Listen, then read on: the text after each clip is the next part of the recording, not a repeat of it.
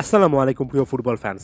আমি আজকে পর্যন্ত বুঝতে পারিনি বিশ্বকাপের কোয়ার্টার ফাইনালে ক্রোয়েশিয়ার বিপক্ষে নেইমার কেন এর আগে পেনাল্টি নিতে আসেননি, কেন শেষ পেনাল্টিটার জন্য অপেক্ষা করছিলেন বা কোচ কেন তাকে শুরুর দিকে ব্যবহার করেনি।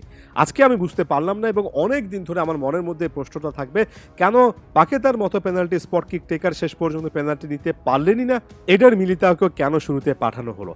বাকি অন্যান্য কোচদের মতো ডরিভাল জুনিয়রও ভুল সিদ্ধান্ত নিয়েছেন, বিশেষ করে শেষ 15 মিনিট পর্যন্ত ব্রাজিলের কাছে চান্সেস ছিল ওই সময়টাতে, অর্থাৎ 74 মিনিটের পরে উরুগুয়ে যখন রেড কার্ড দেখে 10 জনের দলে পরিণত হয়েছিল, সেই জায়গা থেকে একটা ফাইনাল বুস্ট দিয়ে গোলের সন্ধান করা উচিত ছিল। ডরিভাল জুনিয়র সে জিনিসটা পারেননি, ব্রাজিল সে জিনিসটা পারেনি। ডরিভালের শুরু থেকে কিন্তু সমালোচনাটা করে নিলাম, তবে এই মুহূর্তে সবচেয়ে সহজ কাজ কি জানেন একজন কন্টেন্ট ক্রিয়েটর হিসেবে?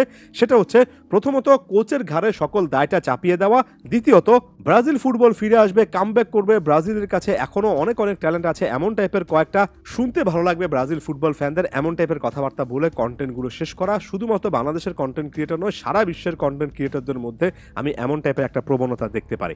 কে ভুল কে ঠিক সে জিনিসটা বলছি না, তবে এই মুহূর্তে একেবারে হার্শ রিয়ালিটি ফেস করা এবং শুধুমাত্র একা কারোর উপর দোষ না চাপিয়ে পুরো একটা টিম এফোর্টে যে ভুল ছিল সে জিনিসটা আইডেন্টিফাই করা অনেক বেশি করে ইম্পর্ট্যান্ট, এমনকি ব্রাজিল ফ্যানদের জন্য ইম্পর্ট্যান্ট। আমি জানি এই ম্যাচটার পরে একটা নোংরা রকমের ট্রোল শুরু হবে। একটা জায়গা থেকে আমরা আর্জেন্টাইন ব্রাজিলিয়ান ফ্যানরা সবাই এক, নিজেদের সাফল্যের চেয়ে অন্যের ব্যর্থতা সেলিব্রেট করতে আমরা বেশি করে পছন্দ করি। এই জিনিসগুলো চাইলেও পরিবর্তন করা যাবে না, তবে আমি এখানে গঠনমূলক কয়েকটা সমালোচনা অবশ্যই করে যেতে চাই। পুরো টুর্নামেন্টে দেখলাম লুকাস পাকেতা, ব্রুনো গিমারেস এরা তাদের ক্লাবে যে পারফরমেন্সটা দেন, ক্লাবে তারা যে লেভেলের ফুটবলটা খেলেন সেটা ধারের কাছে কোনো কিছু ব্রাজিলে খেলতে পারেনি। ব্রাজিলের এমন একটা মিডফিল্ড আমরা দেখলাম যেটাতে একেবারে নন এক্সিস্টিং বললেই চলে। দেখুন, মিডফিল্ডে অবশ্যই ডিফেন্সিভ ডিউটি থাকবে এবং ডিফেন্সিভ ডিউটির দিক থেকে ব্রাজিলের মিডফিল্ড কিংবা ওভারঅল সিস্টেমটা এবার হয়তো বা অন্যান্য টুর্নামেন্টের চেয়ে বেটার করেছে।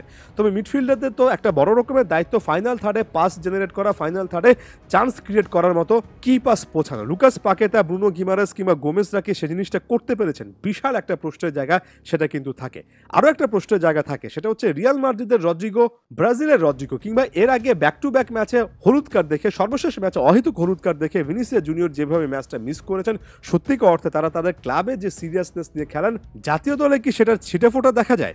রদ্রিগো ব্রাজিলে আজকে তার পছন্দের পজিশনটা পেয়েও যেভাবে খুব একটা বেশি পারফর্ম করতে পারলেন না, এই আন্ডার পারফরমেন্সগুলো বলে আপনি হয়তোবা একটা সিস্টেমের প্লেয়ার হয়ে যাচ্ছেন, একটা নির্দিষ্ট ট্যাকটিক্স বা ফরমেশনের প্লেয়ার হয়ে যাচ্ছেন। রিয়াল মাদ্রিদের ওই সেটআপে শুধুমাত্র আপনি ভালো করবেন, তবে এখানে সবচেয়ে বড় জায়গাটা হচ্ছে রদ্রিগোর মতো প্লেয়ারদেরকে সাপোর্ট করার জন্য রিয়াল মাদ্রিদে খুবই স্ট্রং মিডফিল্ড লাইন এবং ফুলব্যাক লাইন আছে, যেটা এই মুহূর্তে ব্রাজিলের কাছে নেই। তাই রদ্রিগো এই টাইপের খুবই ট্যালেন্টেড প্লেয়াররা কি একটা সিস্টেম শুধুমাত্র একটা ট্যাকটিক্সের প্লেয়ার হয়ে যাচ্ছেন কিনা, এই জিনিসটা রীতিমতো গবেষণা করার মতো ব্যাপার।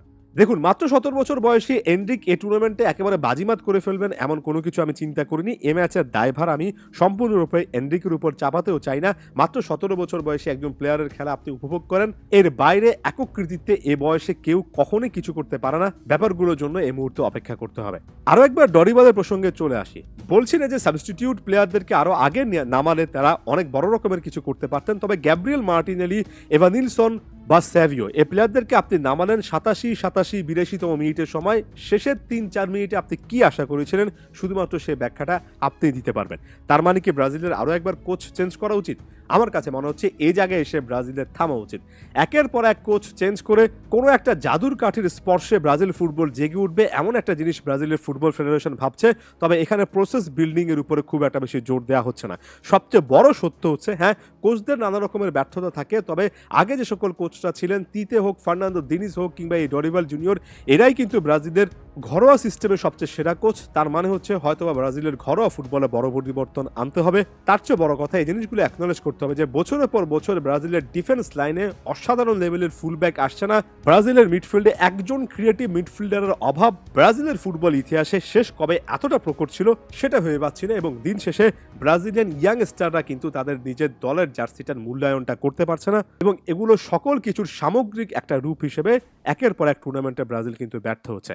এখান থেকে ফিরতে হলে শুধুমাত্র একের পর এক ইয়াং ট্যালেন্ট প্রডিউস করা নাই। সে ট্যালেন্টগুলো এমনিতেই প্রডিউস হবে এবং সে ট্যালেন্টগুলো খুবই দ্রুত ইউরোপে চলে যাবে।